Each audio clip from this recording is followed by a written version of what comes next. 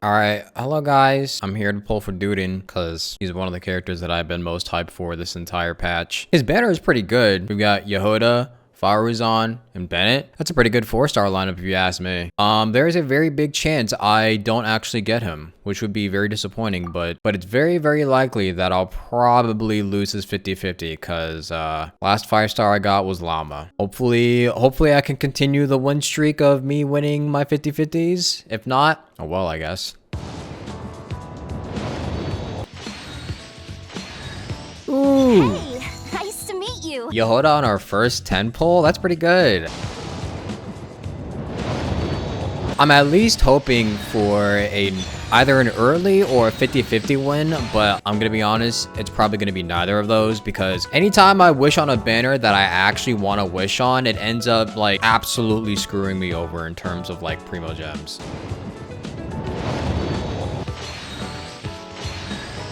Ooh. Another Yehuda. Now we're digging into my Primo Gem savings. Reminder, I am not allowed to go past 5,400 Primo Gems because those are Primo Gems that I got from somebody giving me a Welkin. That would just ruin my free-to-play status. We're ethical here, okay? This is ethical Genshin Impact. I have always been an ethical player. I have always been free-to-play, and I don't plan on changing that. Ooh, another Yehuda.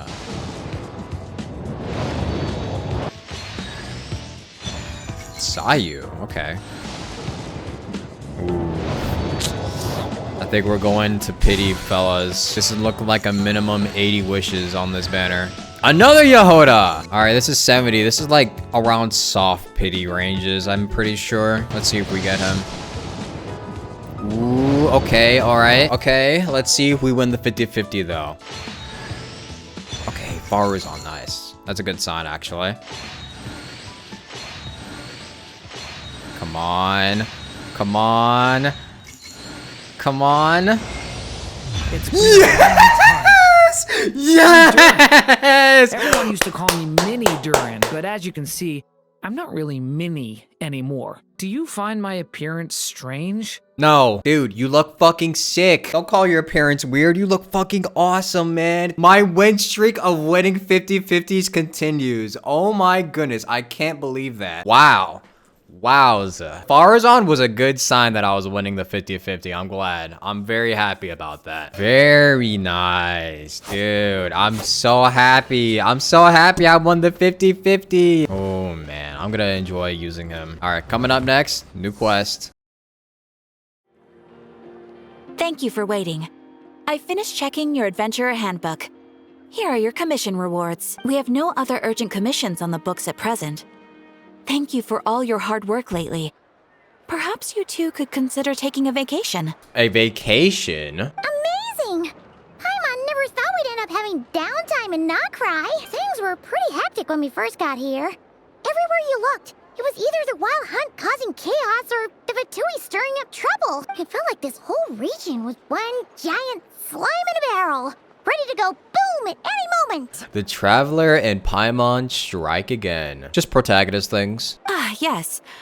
Are you two aware that the Moon Prayer Night is soon to take place? What's the Moon Prayer Night? Oh, yeah. Llama told us that was coming up soon. I forgot what that was. I'm sorry. Wait, why do you mention it, though? Do people in Nasha Town celebrate it, too?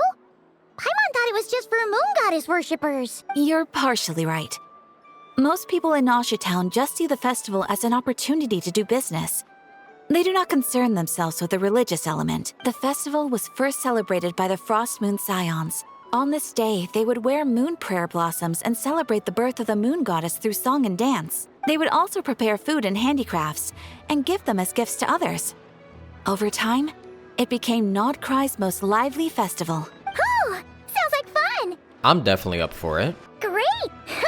Well, in the meantime, since Catherine doesn't have any commissions for us, let's focus on some personal business instead. When we first got here, you mentioned that this was where your spaceship landed? We didn't get to follow up on it at the time because we got wrapped up in that whole rare air situation, but now we can finally start investigating it properly. Except we have no idea where to start. Well, there's a saying Paimon's heard around these parts, which goes, if you lift up a rock, you'll find something you weren't looking for. Yeah, like a bug. By that logic, you'll never find what you're looking for while you're searching, but the moment you stop looking, it'll jump right out at you. I'm not sure it's as simple as that. Could be worth a try though, right? Anyway, Paimon suggests we focus on other stuff we want to do for now, and just keep an ear out for spaceship-related intel as we go. Oh yeah, I forgot we were here for that. We haven't seen Columbina in a while. She used a huge amount of power in the final battle against Rerir, and has been much weaker since then. I don't know if I could do anything to genuinely help her, but surely a little chat can do no harm. One other thing that concerns me is we've seen no trace of the doctor so far. What's wrong? You look super serious all of a sudden. I was just thinking about Columbina and the doctor. Huh? Paimon gets why you'd be concerned about Columbina, but what does the doctor have to do with anything? We learned back in Natslan that he's been investigating the moon, but he's been suspiciously absent so far. Yeah, and based off of what Arlecchino said at the end of the last quest, he's gonna show up at some point, isn't he? It is weird that he hasn't shown himself this whole time. What could he be up to? Engrossed in one of his experiments, perhaps. Either way, his current inaction is a good thing. True. Paimon would much rather deal with Marionette anyway. She says the meanest things, but when it comes down to it, she doesn't seem like a bad person. Yeah, and Sanjoni doesn't really seem too harmful. She just wants to make Polonia like the biggest badass ever. Maybe it's the pressure of being a Fatuse? Especially as a Harbinger. Does she feel like she's gotta act tough to keep up appearances or something? Maybe? But then, every time we headed out with Rerir, she always wound up having to repair Polonia and her other robots. Okay, well, considering that Rerir is probably like the toughest enemy anyone will probably ever face in Teyvat, I would give Polonia some credit for not literally being fucking dust after every battle with him. That's gotta sting. Losing face always hurts more for people who care a lot about their image. She's probably still furious about it. Paimon, I have a feeling she might have heard that. What? Relax, she's not even here. Huh? What's the matter? She's listening. She's always listening. Columbina, I'm back. It's so crazy to just see her just sitting here. Hey, she's sitting up. Is me sitting here a rare sight? No, we just thought you'd be resting. Perhaps I would have been, were it not for the sudden arrival of some unexpected guests. Not that I consider it a disturbance. After all, you are the only ones who are free to enter. Would it not be a little unfriendly of me to lie down while we speak? I didn't realize you put so much thought into little things like that. Alright, slight flex. Only sometimes. There have been moments lately where I think about you and your companions. Oh, really? They are warm, mysterious, and cozy memories. Very few of my past memories are anything like that. They say that travelers return home bearing bags full of souvenirs. But my luggage was empty, and I believed it would stay that way. So, you're still planning on returning to the moon? Yeah, I don't think she was gonna change that part of the plan. Yes. This planet continues to reject me, reminding me that I do not belong here. Yeah. If I remain in Teyvat, there will come a day that I disintegrate. And I don't mean reduced to dust, or turned into food for the flowers. I mean, I will cease to exist entirely. That would be bad. Alright then. Well, we're sure gonna miss you. But it sounds like we'll have to say goodbye. At some point, yeah. How do you intend to return? The moon prayer night is soon to arrive. On that day, the moon will be closest to Teyvat. The Kuvaki in this land will reach its peak at that time. I merely need to grasp the tide, and with relatively little effort. Oh, Paimon gets it! It'll work like a slingshot! We're slingshotting her up into the moon. You make it sound like she's gonna get blasted up to the moon. That'd be kind of funny to see. If I did that, I suspect I would crash into the false sky. I will be using a much gentler approach. But I do like the analogy. It's fun. You see? She gets Paimon's sense of humor. In the blink of an eye, the time has come to part ways. It does feel that way, doesn't it? Time seems to fly fastest when you are enjoying it. Yeah. I have always thought of myself as a wanderer on this earth, and it has never expressed any desire to keep me here. Yet, just as I plan to depart, it tugs at my arm. Is this a gesture of affection? Or is the world mocking me? Oh. Were you hoping I can answer that? Yes. You are a traveler, so you must have a lot of experience in this area. That is true. Then, what I would say is, enjoy the moment. That's right! Don't overthink it! Happiness is happiness and joy is joy! The point is to enjoy it, not analyze it! I see. Then what I would say is, even though I am very tired right now, I am still happy. I can't tell from the tone of your voice. Oh, really? You don't think I sound happy? You speak in ASMR voice 24/7, so it is a bit hard to tell. I'm just kidding. I could tell you were in a good mood today from the moment we saw you. A joke. Albeit not a funny one. Anyway, I assume you're here about you-know-what. Give me your hand. Actually, it's not that. There's something else we wanted to discuss with you. Oh. Then, do you still want to give me your hand? Or not? She's like, bro, put the hand on me. Sure. Thank you. So, I've heard that in the Moon Prayer Nights of the past, people here would hold celebrations in the Moon Goddess's honor. Since you helped so much in our fight against the Rehir of Solnari, I think you deserve a farewell party before you return home. I haven't asked everyone else for their opinions on this yet, but I'd like to invite you to join the upcoming Moon Prayer Night. I've never joined a moon prayer night before. I'm not sure what I would even do. I don't know, eat stuff. Oh, don't worry about that! We take care of everything! All you need to do is show up. Of course, there's no need to force it if you're not feeling strong enough. It's just, this kind of felt like a golden opportunity. But they call me Kutar, and the Fatui have an arrest warrant out for me.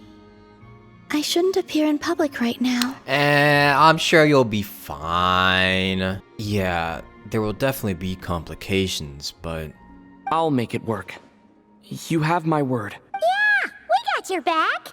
Well, he does. Paimon's actually not too sure what he's planning. All right, if you're sure. I will not refuse your invitation. I suppose it wouldn't hurt to pack a few more sights from this world into my suitcase before finally learning what my homeland looks like. Oh, if you see Lauma, please tell her that my answer to the question she asked me is neither yes nor no. Rather, it is, there is no need. That was kind of cryptic, but sure. Guess it's between the two of you. We'll pass along the message. Bye for now. Have a nice rest, Columbina. And also, I do not know. Since she's agreed to join the festival, let's go see who else wants to take part. Lauma's gotta be the person most familiar with the Moon Prayer Night. We should start with her. Also, what exactly is your plan to keep her safe? Not sure yet. I'll figure something out. What? Are you serious? And Paimon even gave you her vote of confidence back there. When did you become so sneaky? Ooh, it's Llama and Varka. Hey, Llama, it's us. Huh? Varka? What are you doing here? Beats me. I had a bit too much to drink last night, and when I woke up, I was on Hisi Island. Mr. Varka is helping to oversee Nasha Town's preparations for Moon Prayer Night. He is here to go over some details regarding the decorations and custom cloth designs. Right, yeah, that too. What do you mean, that too? He got way too drunk. So, preparations are already underway? Yes. Celebrating this festival is a long-held tradition here in Nodcry. On this day, the crescent moon at the top branches of the verdant crest turns into a full moon, and the moon prayer blossoms bloom with a special radiance. Our people take these to be blessed omens. It's an especially welcome event coming off the back of all that nasty business with Rehir.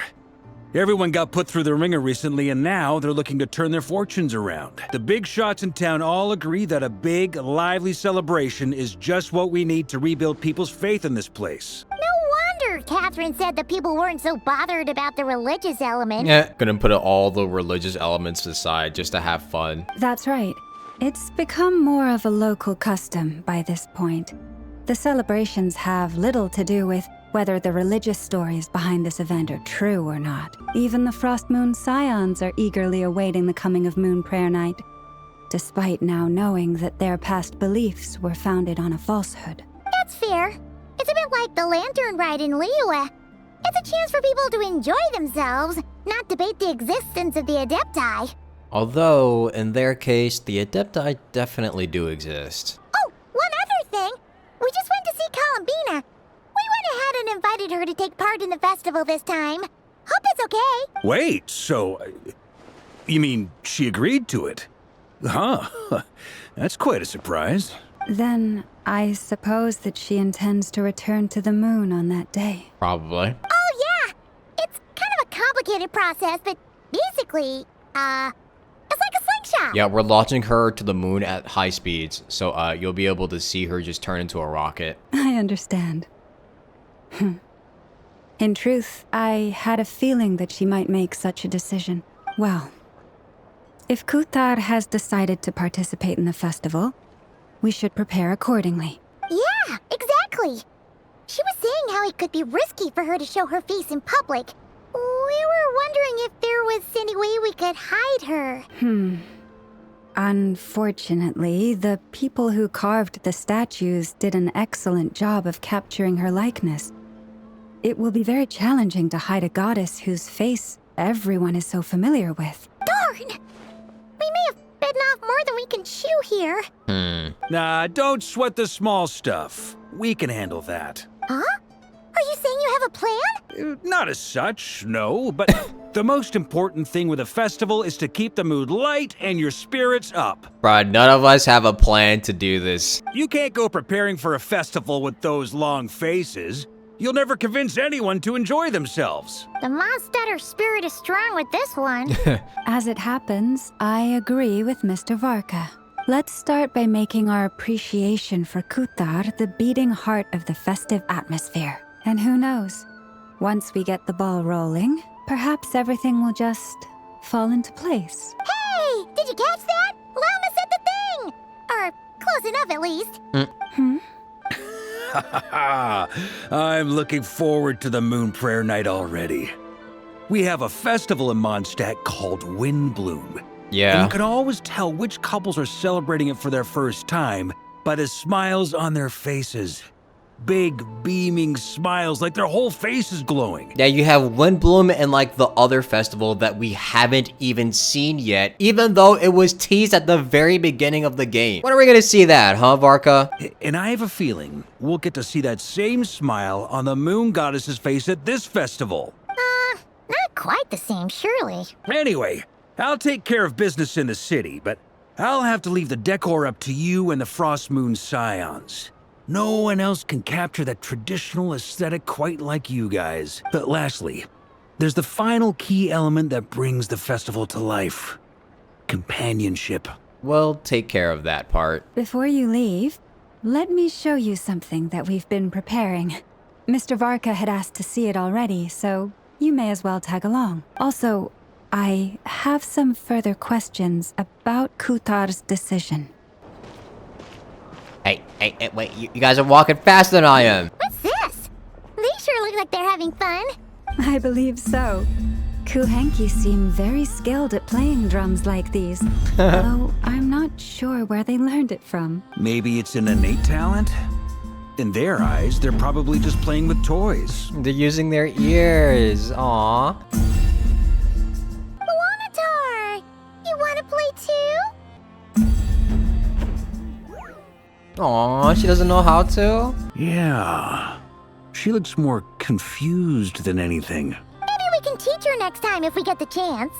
What are these floaty things? Moon veils. We hang them from buildings in the city during the festival. When you look at the sky through them, it creates a lovely misty effect. Everyone seems hard at work? They're preparing items for Moon Prayer Night.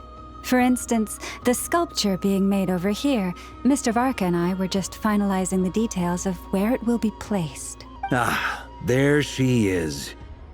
I didn't know the finished article would be so large. Not to worry, though. All the necessary arrangements have been made. Just let me know once it's ready, and I'll get some people to ship it over. You have my thanks. And over here, we are preparing a very traditional confection. Oh, look at all these colors! It looks great! Can Paimon try one? Of course. I have a feeling you'll like it a lot. You bet! Sweets and treats are Paimon's favorite! First thing she does is go for food. If you included those in the Feast of the Moon, I bet Paimon would have joined the Frost Moon Scions by now. Yeah. There will also be verdant crests like this present in Nasha Town during the festival. The timing of Moon Prayer Night is not completely set in advance. We make a rough estimate, then observe the changes in the verdant crests and moon prayer blossoms to guide us. As such, the wait itself is a fun feature of this particular festival. Wow.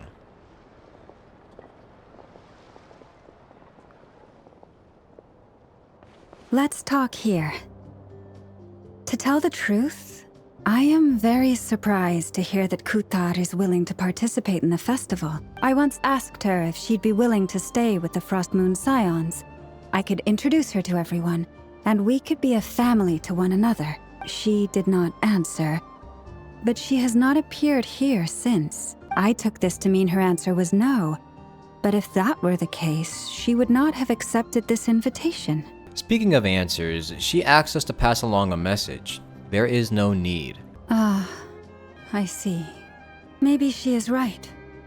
Maybe the Frost Moon Scions of today no longer need a moon goddess. But my wish was not for her to come here and be worshipped as a deity. I simply wanted to offer her a place to stay. I'm sure she believes that showing herself here might invite Fatui intervention, and as such, she does not wish to cause us trouble. But what really pains me about all this is that this is her birthplace. She ought to belong here, yet no one has been able to grant her shelter. Right. I think I'm qualified to weigh in here. When someone's about to depart on a long trip, what they need is blessings, not burdens. We should wish her the best, not make the journey harder than it already is. Anyway, she's agreed to attend, hasn't she? All we need to do is simply respect her decision. True. I see your point. Yes, she will soon depart after all. Our job is to leave her with some happy memories. Besides, who's to say her journey to the moon is a one-way trip? It's not like she can't come back and visit if she wants, right? Well, I guess we'll see. Paimon agrees wholeheartedly. Festivals are all about having fun, so let's keep it simple. All right, I'm gonna head back to Nasha Town soon. Want to come with? I'm guessing you have some other folks to visit there. Sure thing, let's go. Bye for now, Wilma. Thank you all. Goodbye. A traveler needs blessings, not burdens. Yeah, I'm gonna guess it's probably gonna be best to like make the departing as easy as possible for her. But she has been through a lot in the past couple of like, I don't know how long she's been alive, but especially within the past few months, I guess. And with her energy already draining again, I think it's probably best to just, you know, make it a little bit easier. It sounds good in principle, but will blessings alone be enough for Columbina? Huh? Hey, over there! It's Duran and Albedo with Flint's.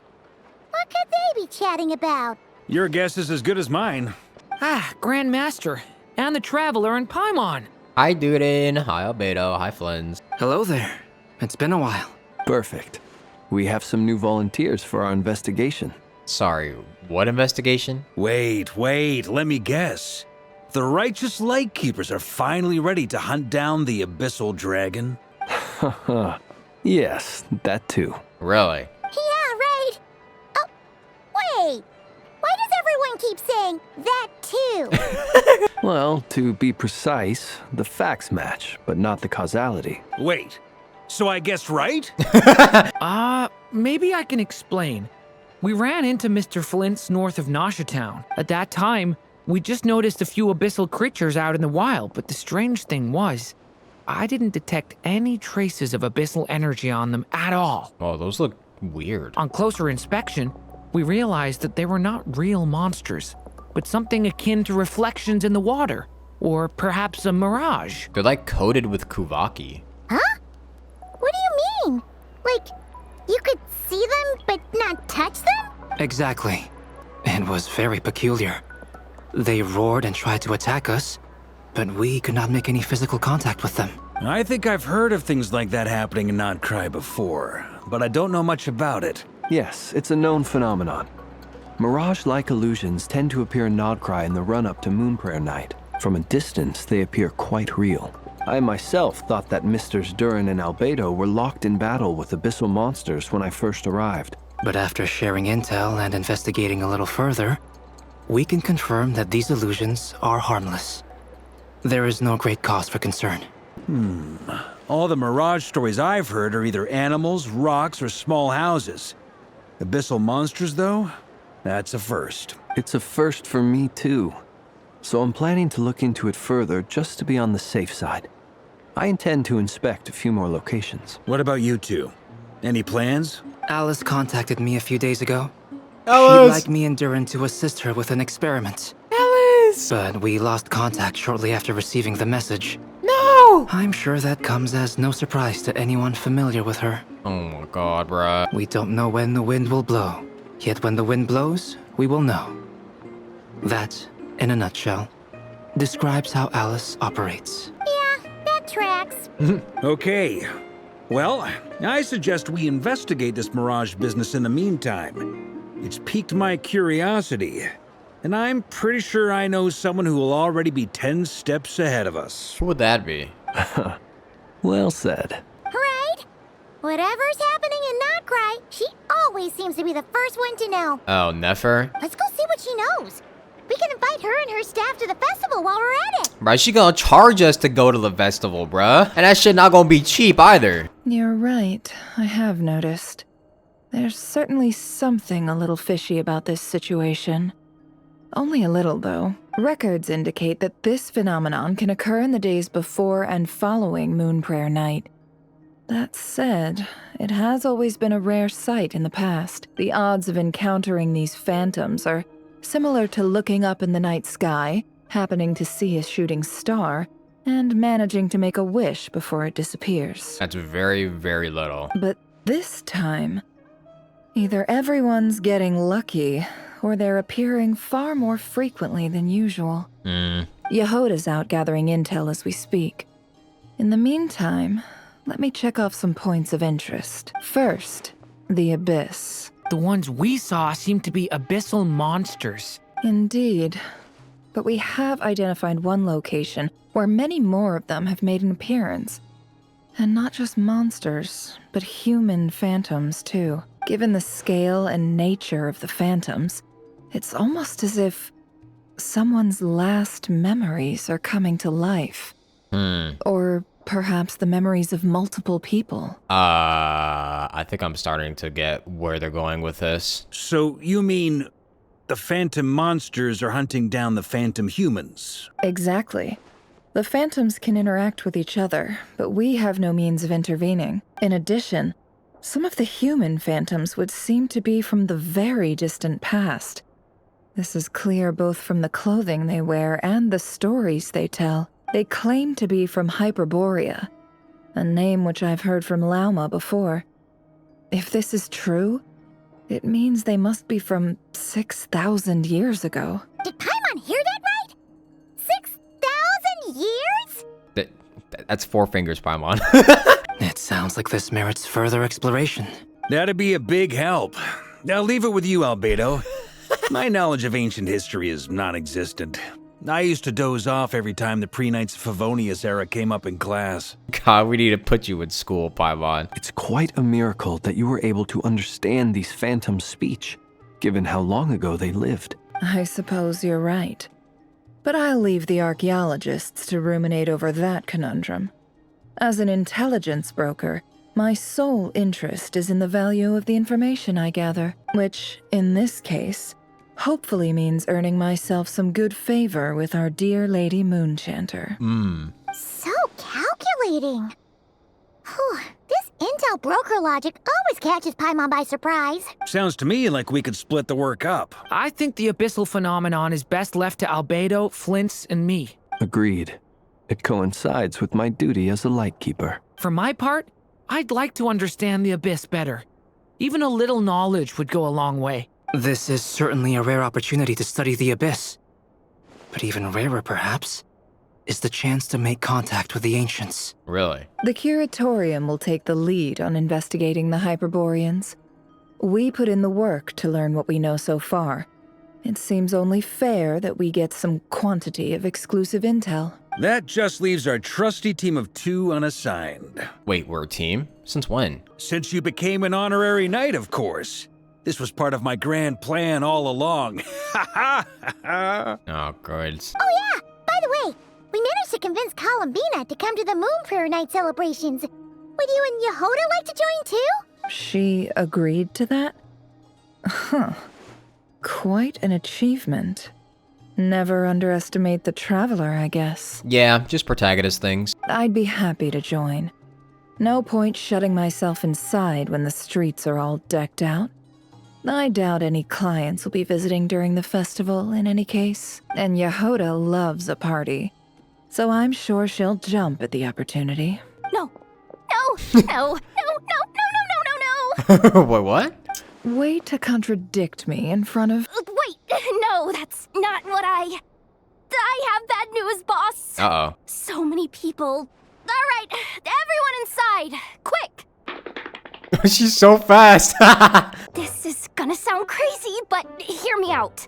I saw one of those phantoms at Star Sand Shoal, and it was some sort of flying ship. Flying ship? Oh, wait. Like a spaceship? Uh-oh. A spaceship at Star Sand Shoal. That's gotta be the one you came to Tibet in. You said you saw the same thing through the moon marrow, right? Huh?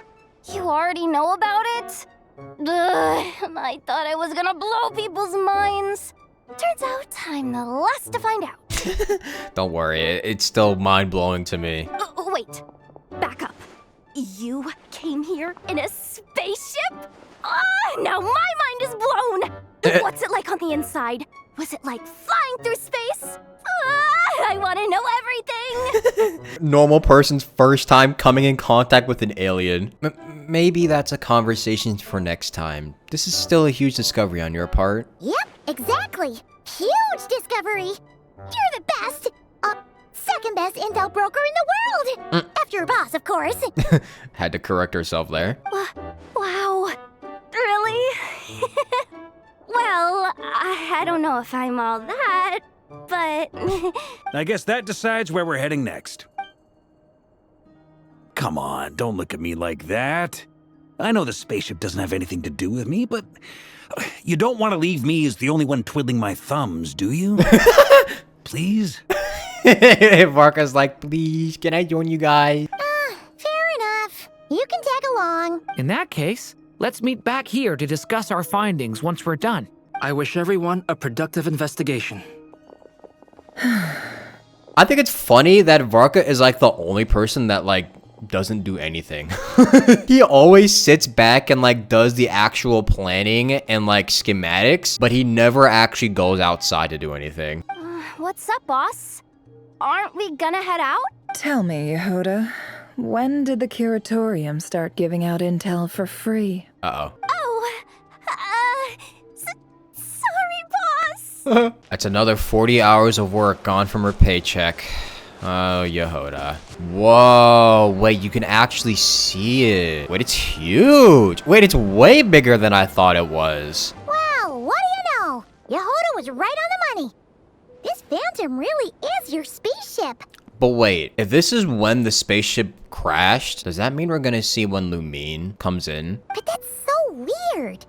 Why would it show up here? Is it some kind of projection? Or a ghost? Like, maybe it no longer exists, but somehow it left an afterimage? I'm not sure either. You're already here. Hi, Llama. Miss Lauma, what a surprise. I thought you were busy with festival preparations. I was, until one of our people informed me that a strange sight had appeared at Starsand Shoal. No one's ever seen something quite like this before. I thought I should see it for myself. I like how even in the universe that has literal gods in it, like, the existence of UFOs is still the most interesting thing ever. Same here. Oh, so we heard that these things appear around the festival period. Any idea why that is? Unfortunately not. We have very limited information about them, since they can't be interacted with. And no human phantoms have ever made an appearance before now. The most we've been able to deduce is that these sightings appear to be connected to the increase in Kuvaki energy around this time. Yeah, that's what I was thinking. It looks like Kuvaki. Let's look around and see what we can find out. Yeah, seems like that's all we can do. This is all so confusing. Allow me to lend you a hand.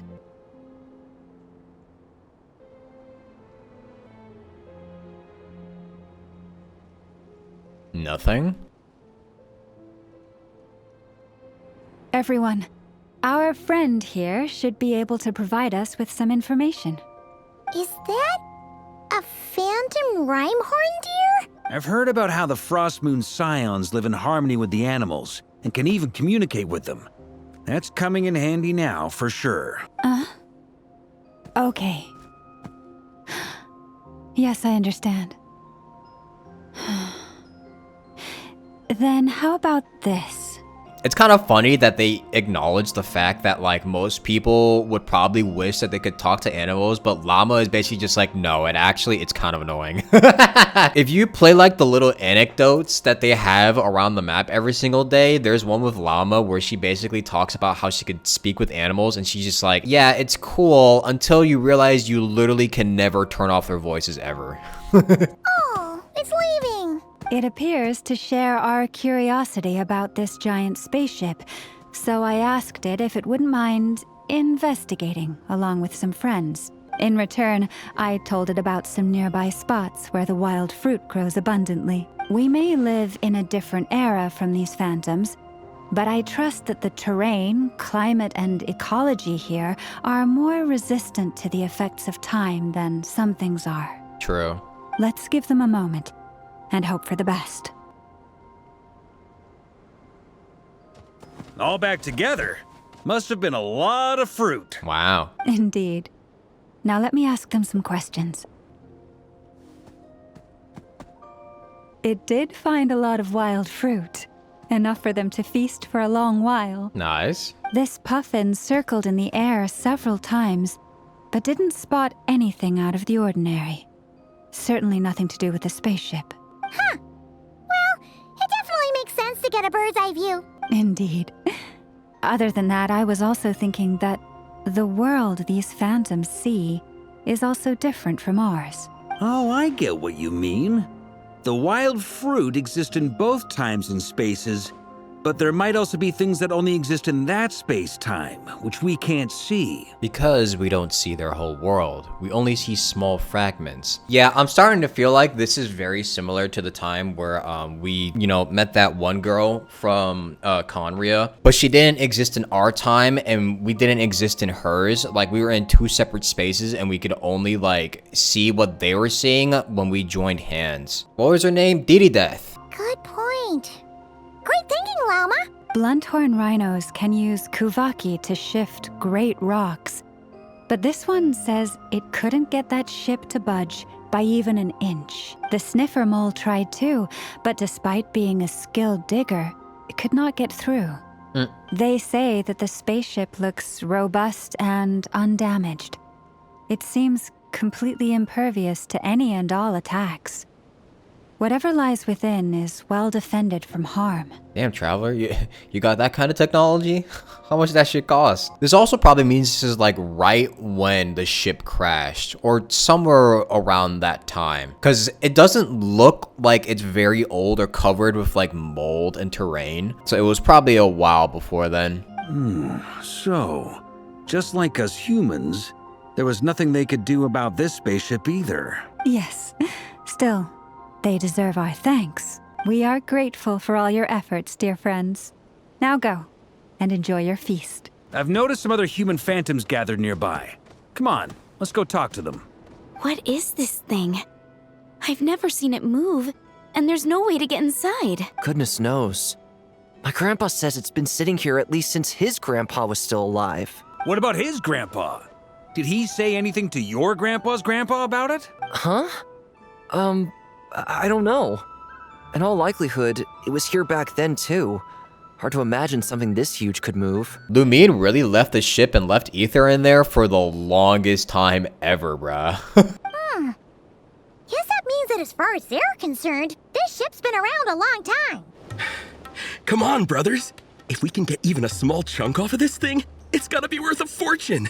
Today is the day we strike it rich. Huh? You mean Paimon? Yes, brother, I shall join you. Let's make our fortune.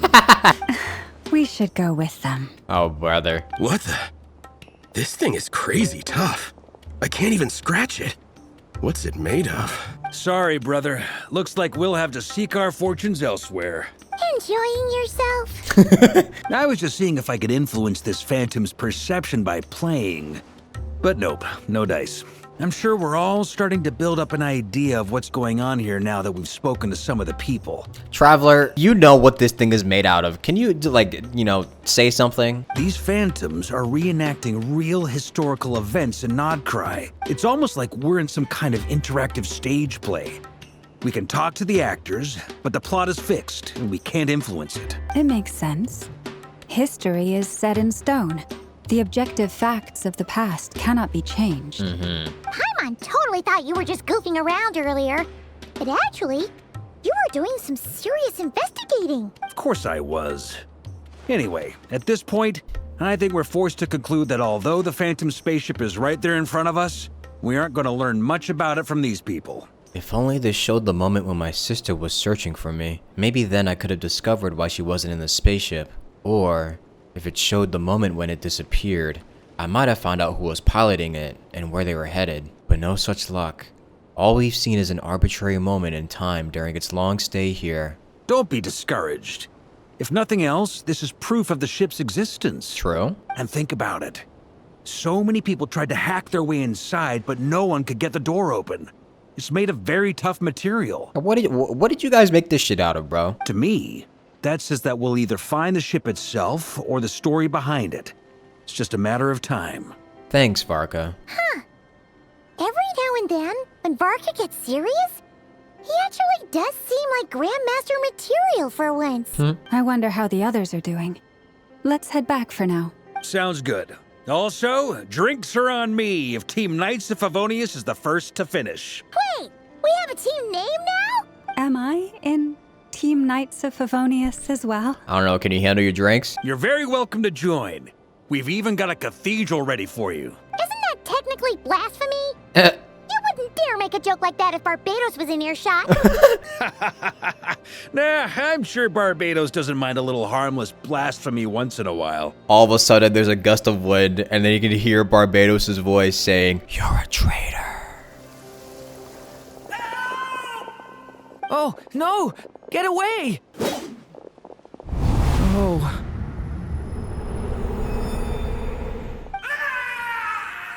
Yeah, there's nothing you could do there, dude. I know it's hard to stomach, Mr. Durin. But as I'm sure you've noticed, there is nothing we can do to intervene in that which unfolds before us. Brutal. But we have to at least try. And try you have. But are you aware of how many unsuccessful attempts you've made now? I wasn't keeping count. I'm afraid this is the 39th failure so far. Or the 5th if we're only counting this particular victim. 39? Damn, man. There are no indications that these phantoms may be altered in any way. I'll make us a fire. You should rest and have some water. Feeling any better now, Mr. Durin? May I ask a few questions? Be my guest. What exactly are we witnessing here? What happened to those people? My guess would be that we are seeing Nodcry during the Conrian Cataclysm. Would that be accurate? Yeah. Conria. That is correct. As you know, once the Abyss senses even the tiniest crack, It floods in and spreads like wildfire. There was a time in the distant past when it permeated all of Nodcry, causing immeasurable harm. The people paid a terrible price to heal this land. Then 500 years ago, the whole of Tevat suffered an abyssal disaster. Once more, Nodcry was dealt a devastating blow. I see. In the face of the abyssal onslaught, all were like grains of sand tossed around by a tidal wave. Be they human, fae, or god. Yeah. The moment you witnessed is but one drop in a whole ocean of catastrophe. All right. I guess that answers my second question, too. I wanted to know why there's nothing I could do to help them, and that's because what we are seeing is history. Yeah. That would be my guess as well. You know, it makes me wonder if we'll ever get to see like the full picture of what happened during the cataclysm. Because all we do is hear stories about it, but we never see like how bad the disaster was, like in picture format. As I understand it, history and fate are not all that dissimilar. The latter may be unseen to us, but both are immutable. Yes. Fate was determined long, long ago. I still have a couple of other questions for you, Mr. Flint's. You mentioned more than one abyssal disaster that has struck this land in the past. How can you be sure that what we're seeing is from the Conrian incident? And also, how are you able to stay so calm when you're talking about these events? From everything I know about you, you're not cold or ruthless, and you're not indifferent to the suffering of others. Alas, I am forced to show my age. I must be 600 or 700 years old by human measure. No way you did that. No way they did that. No way they actually put a 6'7" joke in here. 6'7". Wait, so you... One is not easily moved by history when one has witnessed the truth firsthand. I'm sorry. You needn't apologize. Your passion is a good thing to have. Treasure it, because someday you may find it in terribly short supply. Now, at the risk of offending you, I have a question in return. Your curiosity toward the abyss, is it born from hatred or because you sense its call? I only ask because I kept a fragment of Rarir's body in my lantern for a short time. Specifically, his heart.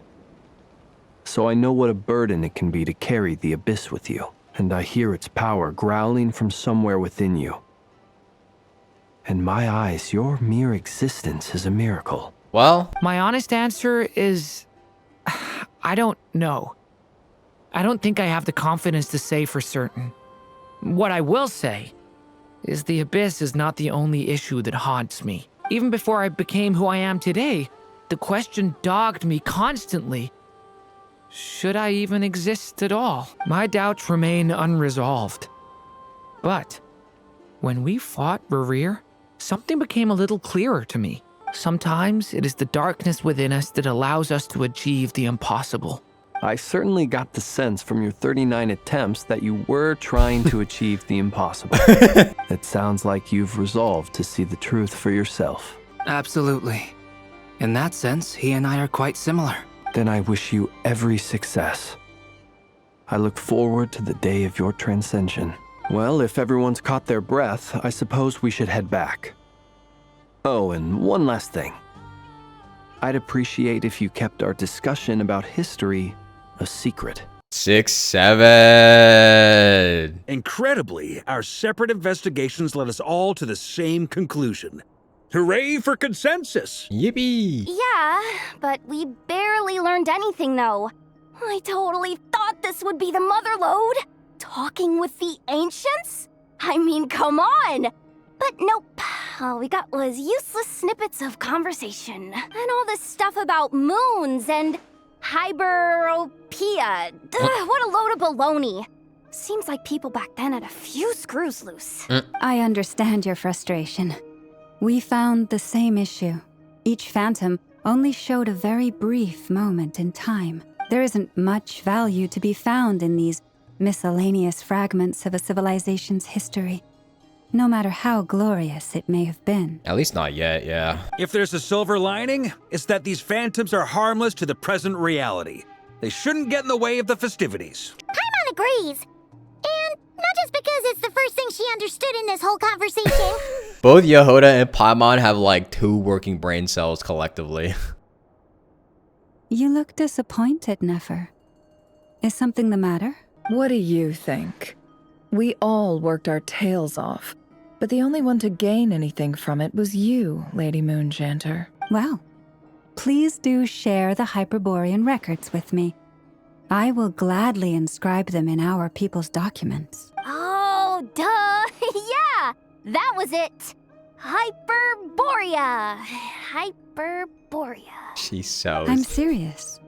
Only an expert in the Frost Moon Scions and their history can turn these records into valuable research material. The alternative is to let them gather dust on the Curatorium's storage shelves until the pages turn yellow.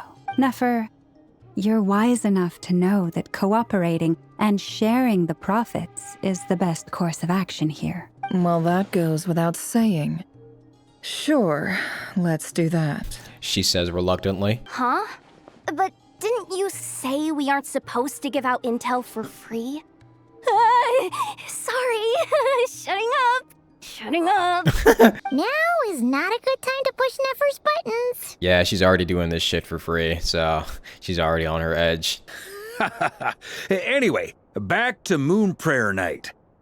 I'm thinking that we should prepare something a little special, aside from the usual decorations and so on. You mean a parting gift? Can't go wrong with food. Although, does food go bad on the moon? Actually, yeah, I'm pretty sure that's why they have like freeze-dried stuff on the moon. Perhaps a lantern would be a better choice. It might be dark up there. It could prove difficult to light a lantern on the moon. Magical stones might serve that purpose better. What about a clockwork mecha model from Fontaine? I've got a whole bunch at home. I use them for fighting practice in my free time. We're gonna need to give her a huge-ass luggage to bring with her. None of these sound like things she would be even remotely interested in. But we don't interact with her enough to know what she likes. Yeah. It would really save us the guesswork if someone could find out what she's into. Wait, what the? Traveler? They're all looking at you. Okay, I got it. I'll find a chance to ask her. Great! Haha, problem solved. Now, I need to stop by Dory's. Gonna need her help sourcing a bunch of stuff for the festival. Then let's leave it there for now. We all have our own business to attend to. Traveler, if you find out what Kutar likes, let us know right away. Gotcha. Is something the matter? That's my line, Dudin. You seem a little down. I'm fine. It's just... I'm still feeling a little rattled after witnessing the horrors of the Abyss. But it's okay. This is something I have to work through. I'll be all right. Thanks for your concern. Yeah, you might get used to it, even though you probably shouldn't have to. Well, don't put too much pressure on yourself. If you ever feel like something's wrong, physically or mentally, we're here to talk. Don't forget, I'm a member of the Knights of Favonius. You can always rely on me. Come on. Stop treating me like a kid. Could you do me a solid and try to smooth things over with Boss Neff? Yehoda is in so much trouble, man. Oh, poor Yehoda. Which is why we need a lantern guaranteed to work on the moon. Yes, I have a few ideas, but the lantern itself is the easy part. The real issue is how little we know about the lunar environment. Wait, you two are serious about this? Let's just say I'm intrigued by these shining magical stones that Mr. Albedo has mentioned. Yeah, Flynn loves his stones. Miss Lauma, would you accompany me into town? I think it'd be best if you saw the Frost Moon Scions decorations for yourself. Very well. Let's go. You should get going. It's important that we ascertain what Kutar likes. Alright, so we gotta find out what Columbina likes, but we probably shouldn't be upfront about it because, you know, gift giving is about figuring out what the person likes, not directly asking what they want. Columbina, we're back! Huh? She's not here. I can't sense her presence at all. Weren't there a few Kuhenki here last time too? Where did they all go? Maybe she took them out for walkies? Walkies? For Kuhenki? You're not pets, you know. Oh, well. Looks like we just came at a bad time. Let's try again tomorrow. There's still a few days until Moon Prayer Night, so we're in no rush. Besides, she needs time to rest anyway.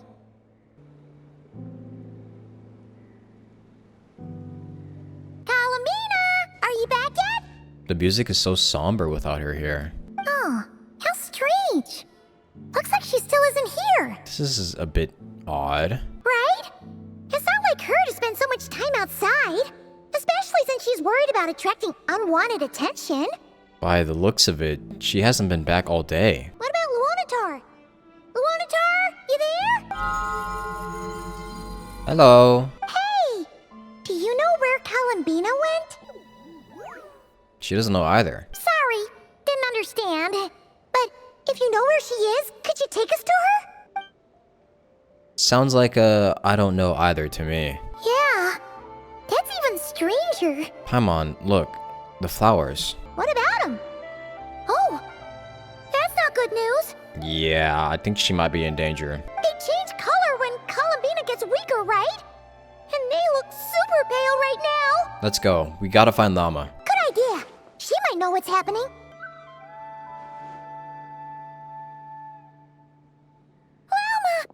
Ah, it's you. How is Kutar? Is she okay? She's missing.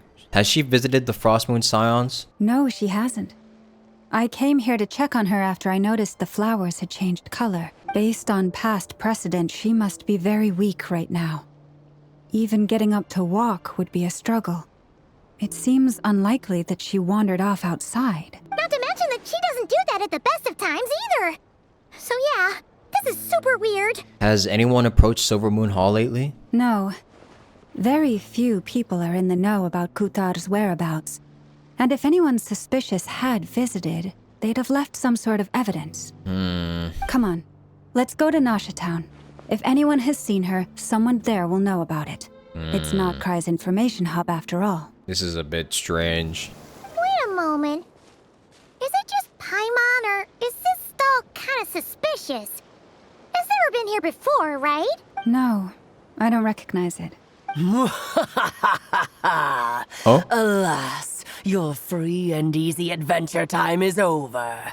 Now, prepare to face the final boss of Nod Cry. Huh? Whoa! Where'd that voice come from? Not sure, but it's definitely hostile. Uh-oh. No, not that way. The final boss is right here. What? The sniffer mole? That's the final boss? Surely not. Also, That voice is a little familiar. Okay, the jig is up. I'll stop teasing you. Turn around. I'm right behind you. Wait, is that? It seems I've managed to leave quite an indelible impression, even though you've never seen my face. Ah, nothing could make a great mage more pleased with herself. Oh my god, it's Alice! Oh my god! Wait, did she just break the fourth wall? What is going on? I've heard that all the big shots in Tevat have long, wordy titles that stun people speechless when they make their entrance. Unfortunately, none of them are affiliated with the Hexenzirkel, and we ourselves keep a very low profile. The notorious name-dropping doesn't quite work for us.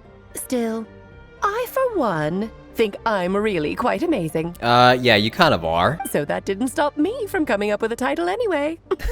Alice!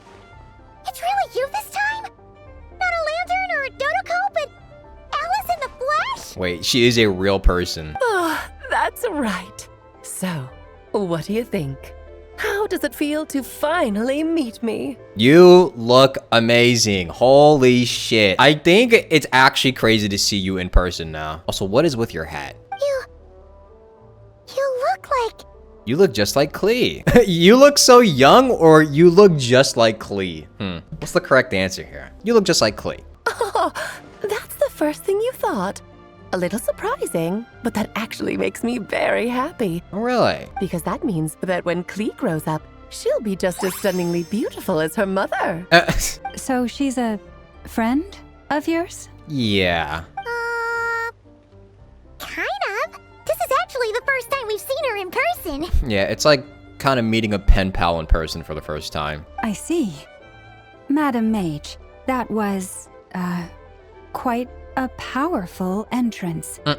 I certainly won't be forgetting it anytime soon. Even Lam was stunned. It's okay, Lalma, don't force it. Paimon will do the honors. This is Alice from the Hexen Circle. She's a friend of ours. And of Arcus, too. She's helped us a lot in the past. That's right. She's a good person, just kinda unpredictable. That's putting it lightly. Well, what is the human heart if not unpredictable? If we could not do as we please, how would we differ from machines? I am Lauma, Moon Chanter of the Frost Moon Scions. It is a pleasure to meet you. Oh, I know. Before you got here, I spent a good, 15 minutes getting up to speed on Nodcry's present situation. 15 minutes? In other words, I've read the whole in the last episode part, so we can skip the pleasantries. Oh, really? Fair enough. Well, Miss Alice, I can already tell that you have quite a unique personality. He'll get used to it. Paimon sure is. So anyway, what are you doing in Nodcry, Alice? Yeah, what are you doing here? Oh, I thought I told you already. This time, I'm the final boss. That's very ominous. And what a formidable foe I shall be. Powerful, confident, decisive, and good luck finding my weak spot. You will never succeed. I'm going to send a formal request for Jean to put you in solitary. Aw, drat. My one weakness, and you found it in an instant. Fate has been dealt a devastating blow. Thus falls the great Dodo King. Why are you playing along with this nonsense? It's fun. For funsies, of course. Exactly. What's wrong, Paimon? Are you disappointed in me? Am I a gigantic letdown? Yeah, have some joy and whimsy in your life, Paimon. No, it's just... you seem like a busy lady. And this is the one time you've shown up in person. Paimon figured it would be for something more high stakes than just goofing around. You're quite right. I'm here in Nodcry because something big happened. Something big enough it caught the attention of the Hexen Circle. It concerns the 3 moons, Tevat's borders, and of course, the moon goddess you are currently searching for. Oh yeah, that makes sense. You know where Columbina is? Kind of. Why don't we discuss this over a pot of tea? My main reason for coming on this trip to Tevat was, of course, to have some fun. But I do technically have a job to do as well. Namely, maintaining the stability of Tevat's borders. Wait, did she just say on this trip to Tevat? I'll skip over the complicated parts, but to sum it up, abyssal energies are all that lie beyond Tevat's border. We'd find ourselves in a real pickle if they ever made it through, and the phantoms you've been seeing are a sign that the border has been disturbed. No wonder they tend to show up around Moon Prayer Night. Is it because the real moon is now so close to us that its power can cross the border? In part, but only a negligible amount passes through. Just enough to influence the verdant crests and so on. And as you've noticed, there has been an unprecedented number of phantoms appearing this year. The influence of the moon beyond the border cannot explain this. No. There is another far greater factor at play. The trilunar syzygy.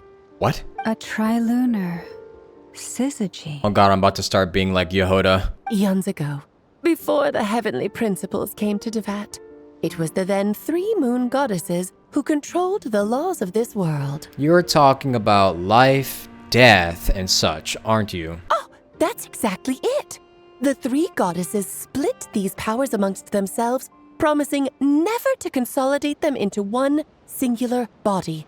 This was meant to keep the world stable, but fast forwarding to the present, the eternal moon's marrow is with you, while the iridescent moon's marrow, which should never have appeared in this world, has been retrieved. Add that to the presence of a moon goddess in the flesh and the power of all 3 moons is gathered here in Nodcry. There hasn't been an event like this since the War of Funerary Flame. And it's having a noticeable effect on Tevat's borders. So are you saying we kind of fucked up? Why are you so concerned about said borders, if I might ask? Because I wish to give my darling daughter a peaceful, sunny environment to grow up in. Is that a good enough reason? Yeah, I guess so. Kinda sounds like you're dodging the question, but it does make sense. Well, that's one reason anyway, and the most important one. The others are a little complicated to explain. For instance, cleaning up after dearest Miss R. R. Rheindotter? Albedo could tell you more about that if you're curious. But right now, I have a more important question to ask you. Why are you collecting the moon marrows? Well, for one, we needed to make sure that Tevat didn't get absolutely destroyed by a genocidal maniac. And two, Columbina wants to use their power to return home. I see. Nicole told me about that legend once. Nicole? You mean Mage Anne? Yup. Oh, so you remember. We heard her voice in Fontaine. Yes, of course. That was a story about fate, her area of expertise. But back to the story of our dear moon goddess. I'm afraid her intended method of returning to the moon is unlikely to work anymore. What? What does that mean? She may be missing, but she hasn't gone anywhere. She has disappeared. Like out of existence disappeared?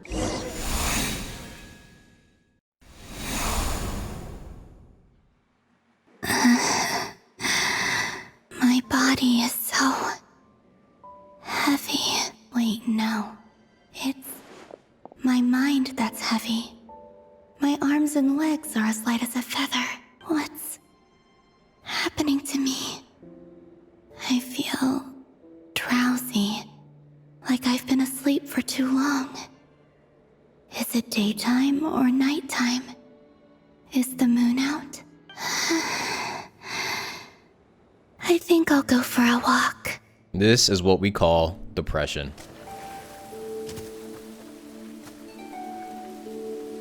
Are you out for a walk too? Oh no. Oh no.